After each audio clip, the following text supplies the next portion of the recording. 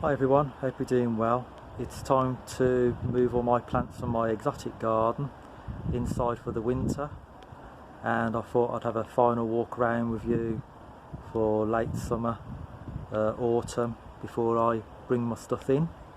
The clocks went back last night, so we've lost an hour of daylight, had a hell of a lot of rain, and it's also well into October now. In fact, it's the latest I've left it, to be honest, to bring my stuff in.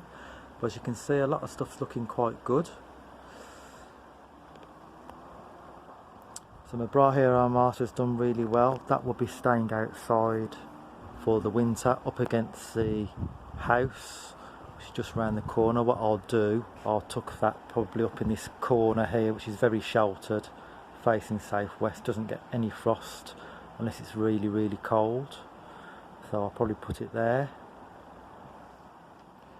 I've got sonchus or tree south thistles or tree dandelions here, several species which I'm told will tolerate very light frost, but what I'll do, I'll put them in my utility room, which is just inside there, and that gets down to about 7 degrees. I'll pop them in there perhaps. My bromeliads, I've got lots of bromeliads dotted around the place, such as these. And with these ones, they hold a lot of water in their vases in the centre because of the lovely flower buds there, even though we're well in October.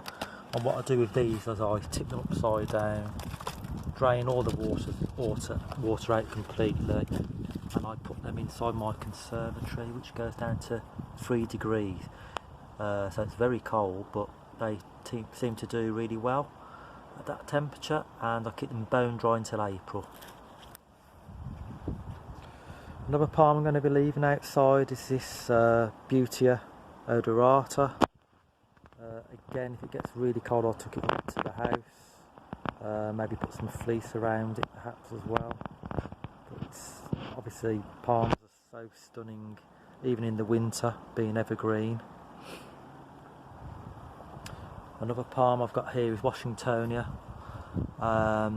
Could be a filibuster, cross between filifera and robusta, and I'll put that in my conservatory, keep it fairly dry during the winter. So that goes down to 3 degrees. I've got a lot of house plants outside. I like to experiment, such as these sansevierias, but I'll be bringing those in now. They already look like they've been frosted while I've been on holiday, in fact.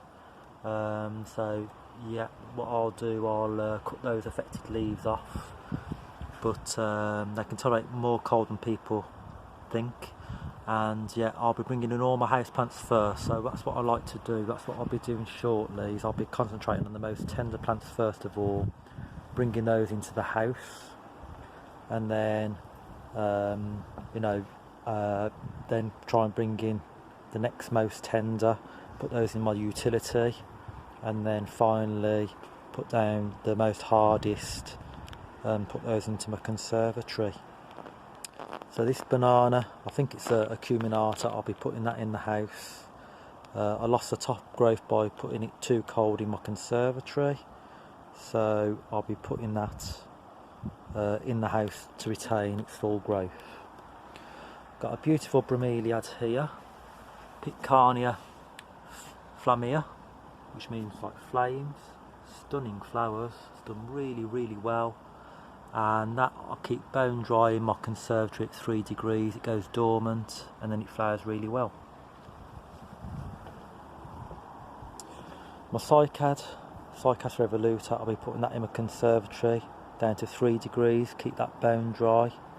I have got a small one which I'm going to leave outside. It's quite a sheltered spot here, it's quite yellow looking, but out of the two I'd rather test the hardness of that one. It can go down to -7, I believe. I've got a Harrier Palm which I'll be bringing into the house shortly. Harrier Fosteriana. So that is quite tender. Already we've had 3 degrees in here, down here in Birmingham, so we've had a touch of frost. I've got Papyrus here, that will go into my utility at 7 degrees. And this air potato has done really well.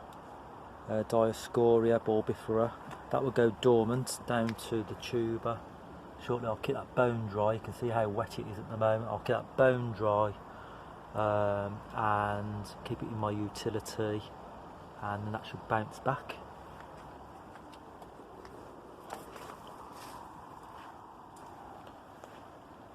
So here's the south facing border at the moment before I take it all apart. Still looking good, weighing right at the end of October.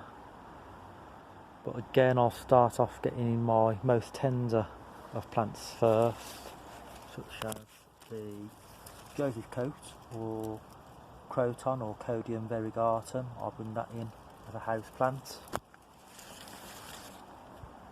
The Ensetes, like this Montevallardii, I'll turn that upside, dig it up, turn it upside down, drain all the water out of the leaf sheaths or petioles, and then I'll keep that in my utility at +7 and don't give it any water until April. Save my Ensete Morellii there as well. And I've also got another Ensete ventricosa, which I grew from seed last year, and I'll do the same with that.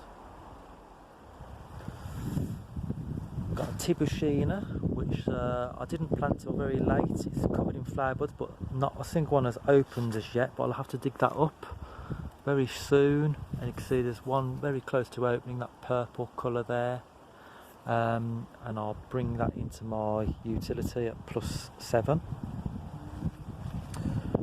Now this famous houseplant, the umbrella plant or Schefflera, that has been in my conservatory overwintering for many years at 3 degrees, so I'll be doing the same with that.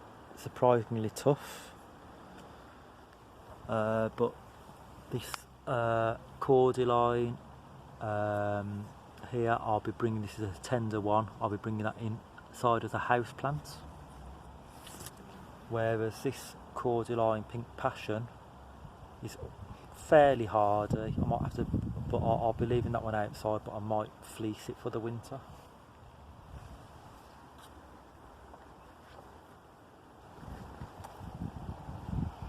My elephant's ears, Colocasia fontanesii, pretty damn hardy here in fact, but it's a good specimen this one, so I'll dig it up and I'll keep it bone dry in my conservatory at 3 degrees. Hedychiums I'll be leaving out, I find them hardy here, the ginger lilies. I'll bring in my Impatiens niamensis, or the cockatoo plant. I call it the traffic light plant. Red, yellow and green flowers. I'll bring that into my utility room, keep it on the dry side at +7. Now my Russ is looking absolutely fantastic at the moment. Look at that. Got a lovely blue monkshood behind it as a contrast. They're both completely hardy. This one's called Russ Tiger Eyes. Stunning autumn colour. Completely hardy, but I'm sure you'll agree, has very tropical looking foliage.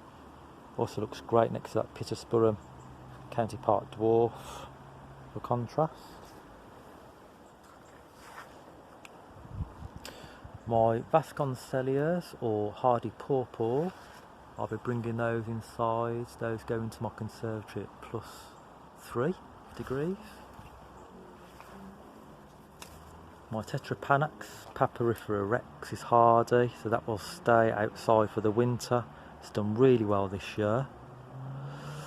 The Dahlia Imperialists, which is this one here, and the Dahlia campanulata, the tree dahlias, unfortunately haven't flowered. Can't see any flowers on them at the moment, unfortunately, but they normally flower around now. I'll have to dig those up and put them in my conservatory at +3 degrees.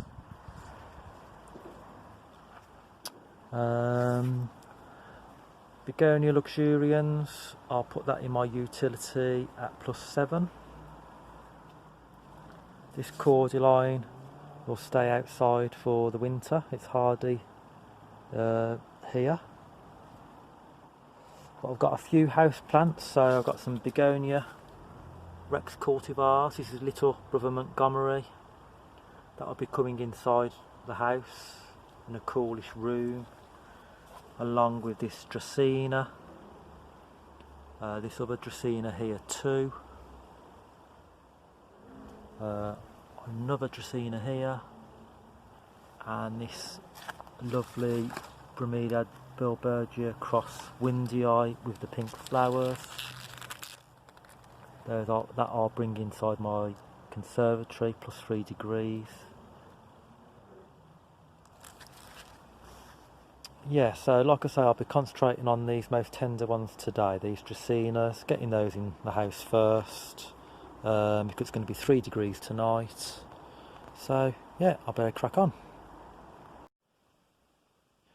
Okay, so I've brought in the most tender plants inside now, the majority of them anyway. So I've got my Dracaena in the house, begonia, little brother Montgomery, and it's added to some of the other houseplants that I've had inside already. So I've got this prayer plant, Maranta leucanura, which is stunning foliage.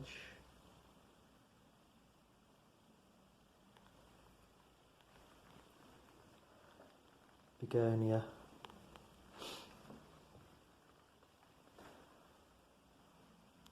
Tillandsia cyanea or Lindenii.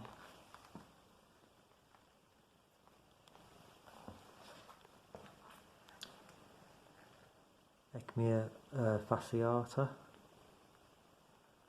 spider plant, some Begonia Rex cultivars with Dracaena.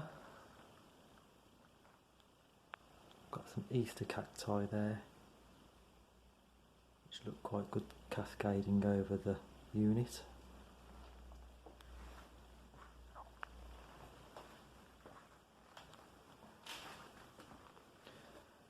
Caladium Red Flash, it's been here for all summer long, it's doing really well.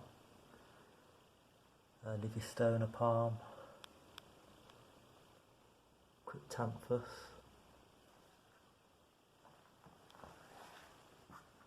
small Tradescantia zebrina, the Rhodia discolor. I did try this in my utility last year, but I almost killed it. It went down to 7. So this year I'm going to keep it in the house, and it looks stunning next to the Caladium White Christmas there for contrast. Another Caladium I've got, this one's Red Flash in fact.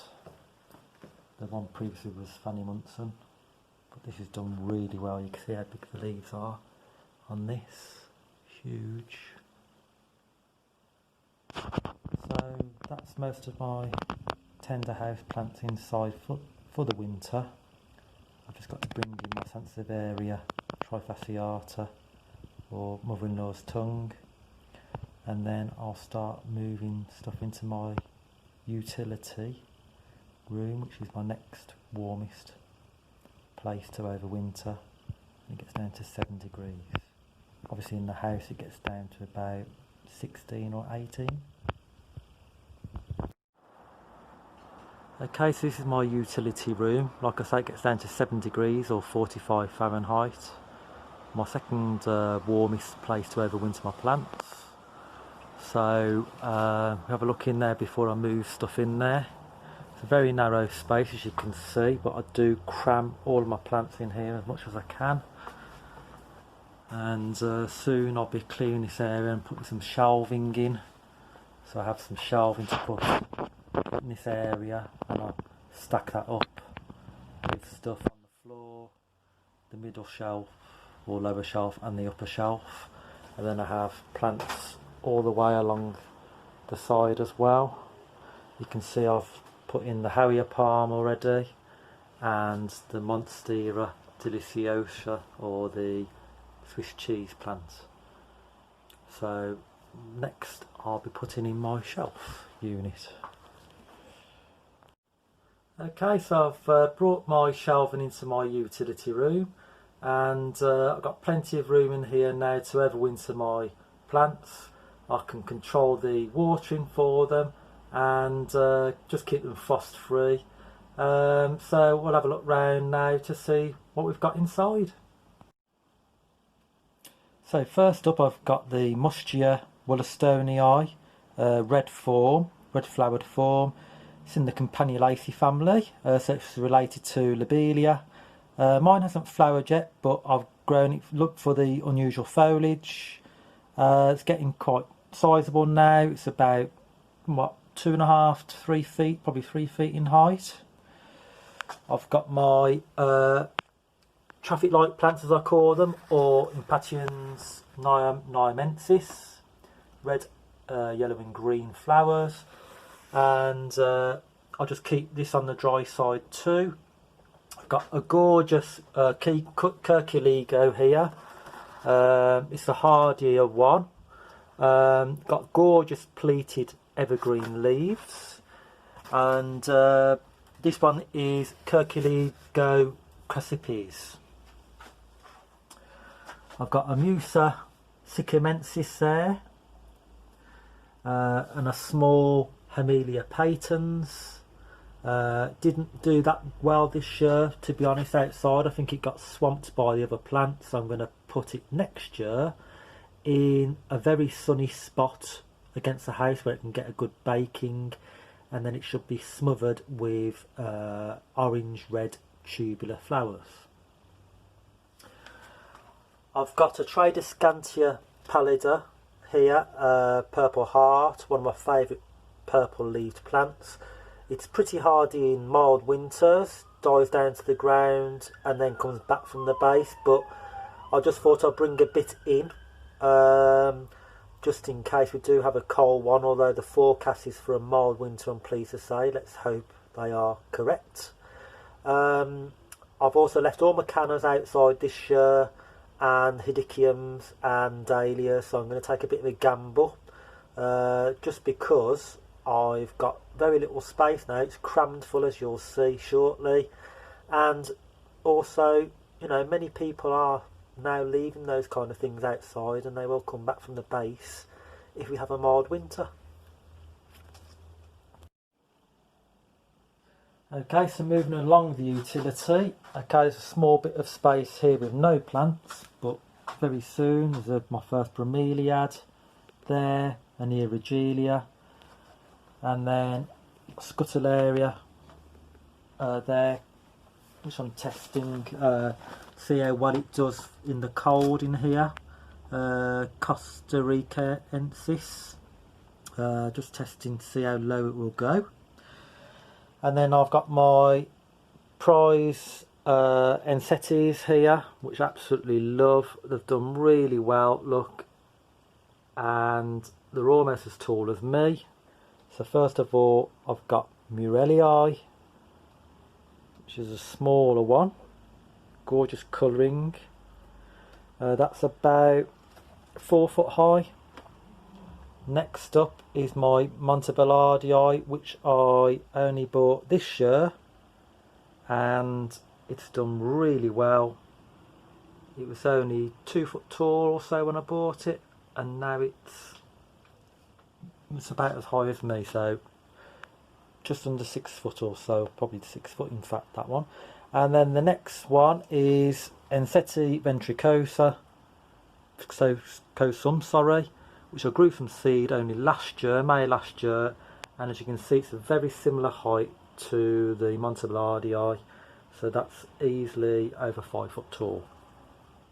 So what else do I have in here? As you can see, it's pretty cramped. So every winter I do cram it up, and you can see my shelving units there, some plants underneath it at the bottom, and then on the middle shelf and also the top. And I've got my Tibucina in flower now, Tibucina Erveliana. It's a shame it didn't flower when it was outside, but I did plant it out quite late and purchased it quite late, but it's gorgeous purple flower, as you can see, lovely red furry buds, and also furry pleated leaves, which are absolutely gorgeous, edged in red. So yeah, you can see another few things crammed in there. I've got a Jacaranda Bonsai blue, which again I purchased this year, and it's starting to drop its leaves because it's deciduous. It should be completely bare soon, and hopefully it flower in May or June, fingers crossed. So in about 6 months time, and I believe I've seen the photos in the paper just yesterday of Sydney, Australia, where of course November there is spring and they're all in full bloom over there. So obviously we're 6 months behind them, and so mine's dropping its leaves now, but I'm hoping that in another 6 months time, back in May, June time, mine will be in full bloom. And obviously if it does, that'll be posted on a future video. So thanks guys, I hope you enjoyed watching my latest video. If you did, please hit the subscribe button, and I'll see you again shortly. Cheers, bye.